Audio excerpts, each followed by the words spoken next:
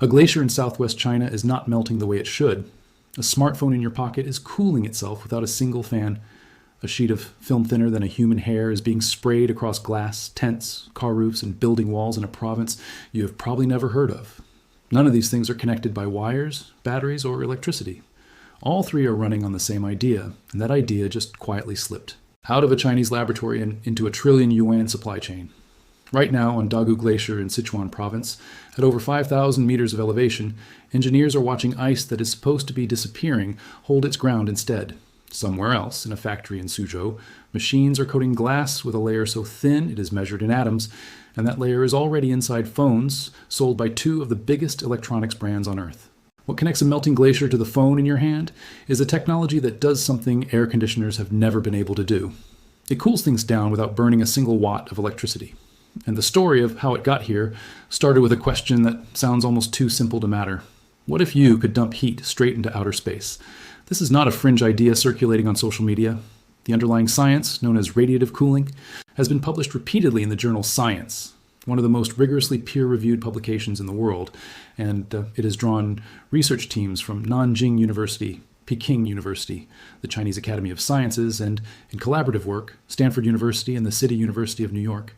The commercial version of this technology now sits inside real products made by Xiaomi and used in components supplied to Apple, manufactured by a company called Mogwangnu Energy in Jiangsu province. This is university research that walked out of the lab, survived contact with a factory floor, and is now generating actual revenue. That combination, real physics, real peer review, real commercial deployment, is rare enough that it is worth slowing down and understanding exactly what is going on. Here's the everyday version first. On a clear night, if you stand outside, you will notice the ground and the air. Around you feel colder than they did an hour before sunset, even though the surrounding temperature has not dropped nearly as much. That is because the ground is radiating its heat away, upward, into the night sky, and eventually out toward the emptiness of space, which sits at a staggeringly cold background temperature. Space acts like the world's largest, coldest heat sink, and it is doing this job for free every single night, whether you take advantage of it or not. Radiative cooling technology is essentially a way of forcing that same effect to happen constantly, even in broad daylight, by engineering a material that reflects almost all incoming sunlight, while simultaneously radiating heat outward through a very specific slice of the infrared spectrum, a narrow band between roughly 8 and 13 microns, known as the atmospheric window. Think of the atmospheric window like a gap in the ceiling of your house that lets warm air escape straight up through the roof and into the sky, bypassing all the insulation around it. Most heat gets trapped by the atmosphere the way most warm air gets trapped by a normal sealed ceiling. But this particular wavelength band slides straight through the atmosphere with almost no resistance, all the way out past the clouds, past the stratosphere, into the vacuum of space itself. A material engineered to emit heat specifically in that band, while reflecting over 90% of the sun's energy so it never heats up in the first place, ends up doing something that sounds like it should be impossible. It gets colder than the air around it in direct sunlight, with no power source at all. That single idea, that a passive material sitting in full sun could end up cooler than its surroundings, is the biggest and strangest number in this entire story, and it deserves two comparisons instead of one. Some of the most advanced radiative cooling surfaces developed by Chinese research teams have been measured running several degrees Celsius below the surrounding air temperature during peak daytime sun. To put that in context, that is roughly the temperature difference between a room with the air conditioning quietly running and a room where it has just been switched off. Now stretch that same comparison across time instead of degrees. A material doing that constantly for free all day, every day, for years, is the rough equivalent of running a small, silent, invisible air conditioner that never needs refrigerant, never needs a compressor, and never sends you an electricity bill. The person most associated with turning this physics into an actual product is Professor Zhu Jia of Nanjing University's School of Sustainable Energy and Resources. His team spent roughly a decade on the underlying materials science before a breakthrough in 2019 produced a version of the technology that was stable and controllable enough to consider building something real out of it. That is the part documentaries about breakthrough science often skip past. The years of unglamorous incremental work that happened long before anyone writes a headline. Jubin, an associate professor working alongside him, later summarized the whole approach in one line that is worth sitting with. Effective cooling requires minimizing how much energy the material absorbs from the sun, while maximizing how much it emits as infrared radiation. That is the entire trick, reduced to a single sentence. Absorb almost nothing. Emit as much as physically possible in exactly the right wavelength. Everything else is engineering. In 2021, Xiaomi came looking for exactly that kind of engineering. Modern smartphones pack extraordinarily powerful processors into an extraordinarily small, sealed space, and as those chips got faster to handle on-device AI processing, they also got hotter. Overheating in a phone is not a minor inconvenience. It throttles performance, degrades the battery over time, and in worst cases, causes the device to shut down entirely to protect itself. Xiaomi wanted a way to pull heat out of a phone without adding a fan, a vent, or any moving part at all, something that would be physically impossible to fit inside a modern smartphone chassis. Jujia's radiative cooling research offered exactly that, a film thin enough to be laminated directly onto the glass covering the phone's internal components, invisible to the user, requiring zero power, capable of pulling internal temperatures down by 5 to 10 degrees Celsius and improving thermal efficiency and reliability by up to 40%. Turning a laboratory sample into something a factory could reliably manufacture, however, turned out to be its own separate battle. With backing from Nanjing University and the local government in Suzhou's high-tech zone, the team launched a company called Moguang New Energy in 2022, specifically to bridge that gap.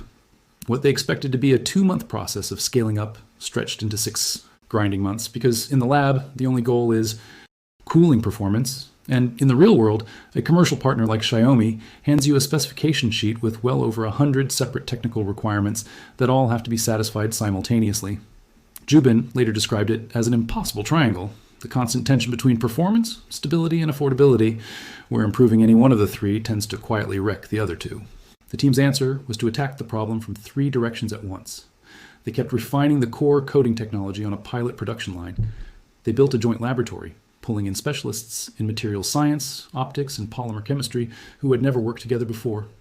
And they spent months fine-tuning the automation and the exact chemical formulation of the coating itself, which pushed their manufacturing yield from around 50% up past 90%, the difference between a process that loses half its material to waste and one that barely loses any at all.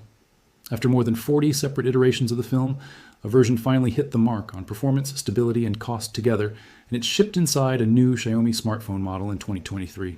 Now, here's the part that connects the phone in your pocket to something happening thousands of kilometers away, on a glacier most people will never visit. Moguang New Energy did not stop at electronics. Since 2022, the company has been applying the same radiative cooling film to sections of Dagu Glacier in Sichuan province, in an active attempt to slow, or even partially reverse, glacial melt driven by a warming climate. Early results from the pilot areas showed an 80% reduction in melting compared to untreated sections of the ice. 80%. That is not a marginal improvement. That is the difference between watching a glacier disappear on a predictable timeline and watching it hold steady, or, according to the projections the team has released, potentially even gain volume back within 3 to 5 years if the pilot expands. To be clear about what that number represents, this is early-stage, localized pilot data, not a finished, peer-reviewed climate study covering the entire glacier system, and we will come back to exactly what that distinction means.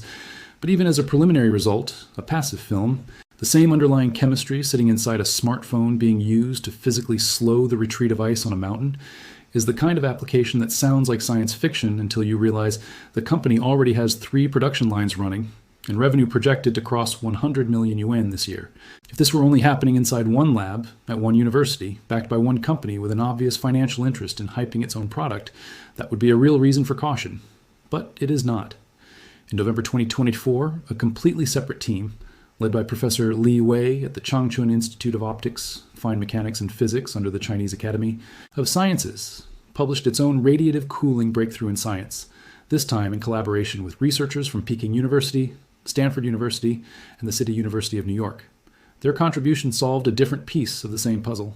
Most radiative cooling materials work best pointed straight up, at the sky, on flat horizontal surfaces like rooftops, because that gives them the clearest possible view of open sky and, through it, the coldest possible path to space. But most of a city is not horizontal.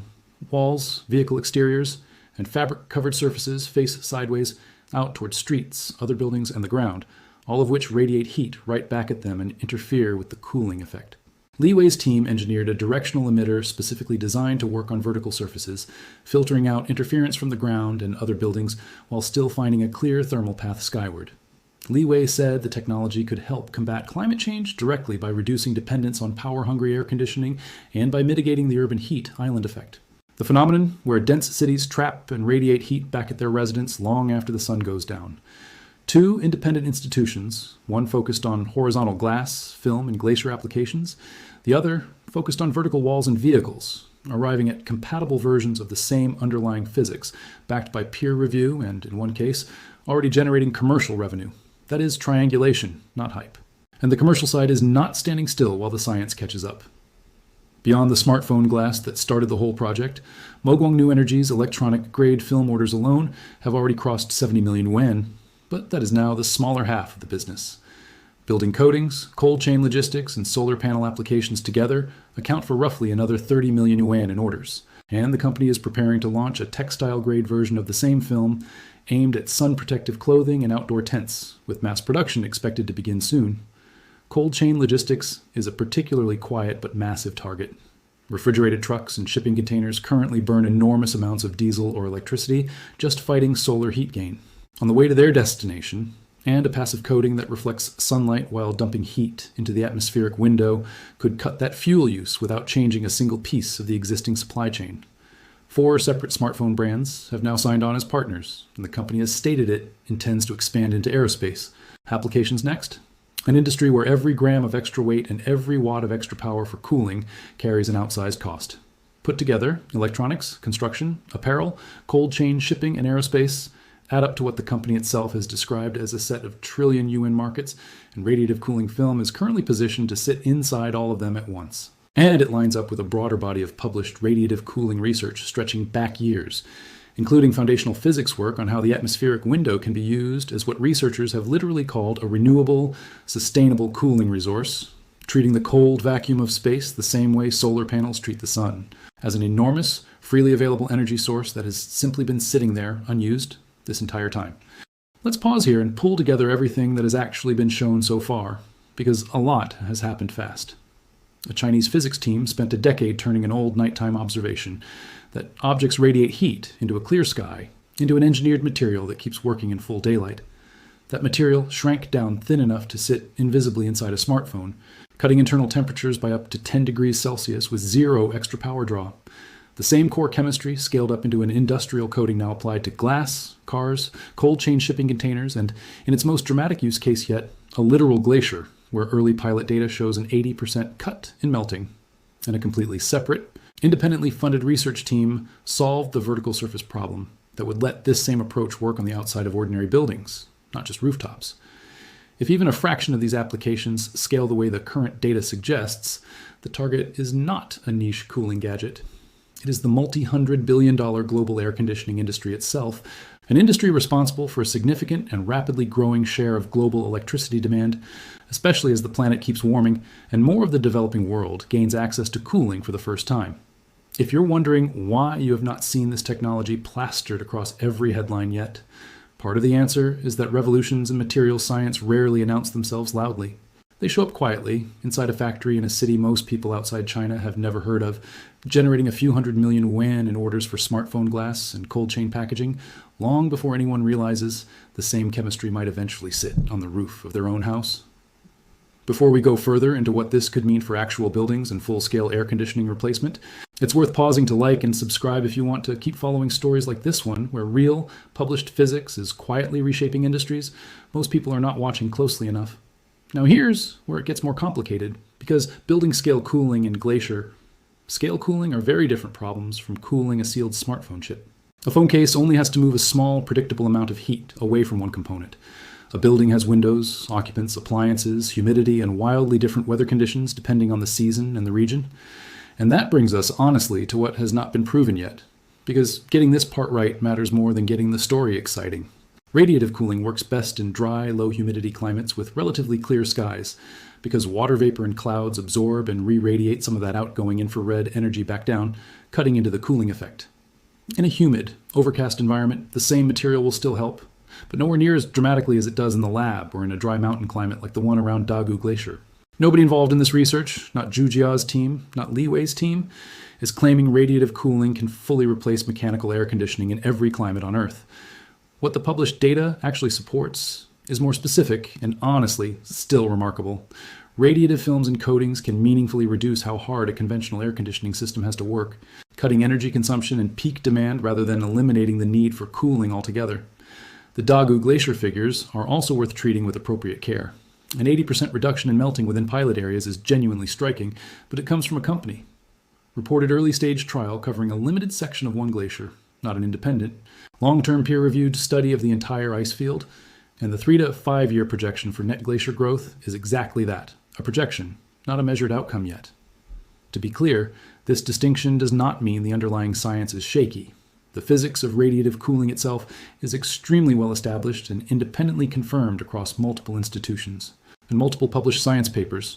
What remains genuinely open is how far, how fast, and how completely this specific set of applications, smartphones, buildings, vehicles, glaciers, will scale in the real world outside of pilot programs and early commercial rollouts. That honesty is actually what makes this technology worth paying attention to in the first place. This is not a story about a single miracle material that eliminates air conditioning overnight.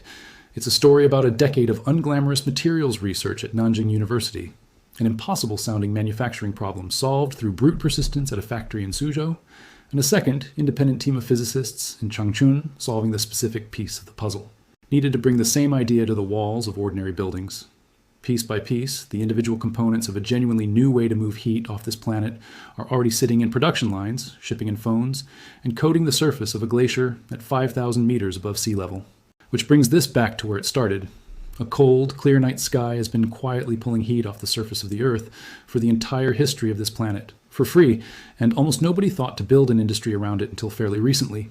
Now there's a factory in Jiangsu province running 3 production lines around the clock, a glacier in Sichuan that is melting slower than it should be, and a phone in someone's pocket right now that is staying several degrees cooler because of the exact same physics.